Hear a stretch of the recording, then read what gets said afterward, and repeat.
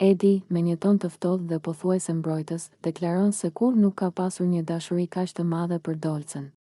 Sipas tij, ajo që i ka lidhur nuk ka qenë asgjë më shumë se sa një njohje, një kapitull i zakonshëm që ka ardhur dhe ka ikur pa lënë gjurmë të thella.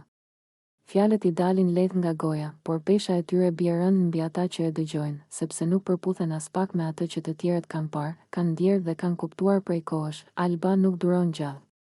Ajo ja pret shkurt, pa rrotulla dhe pa diplomaci, sepse për të e vërteta është e qartë si drita e diellit.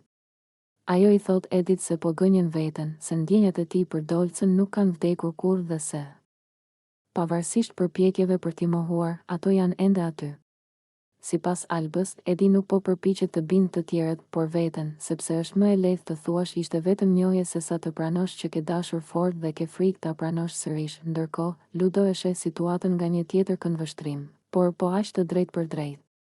Ai i kujton Edit se Dolca e ka dashur sinqerisht, pa llogari dhe pa rezerva, dhe se ajo ende e do shumë.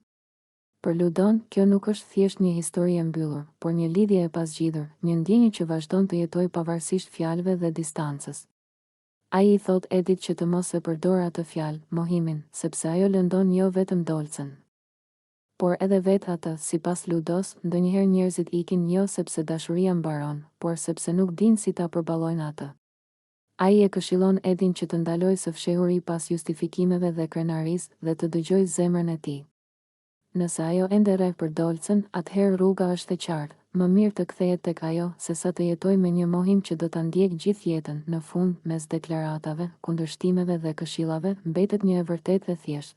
Dashuria e vërtetë nuk fshihet me fjalë.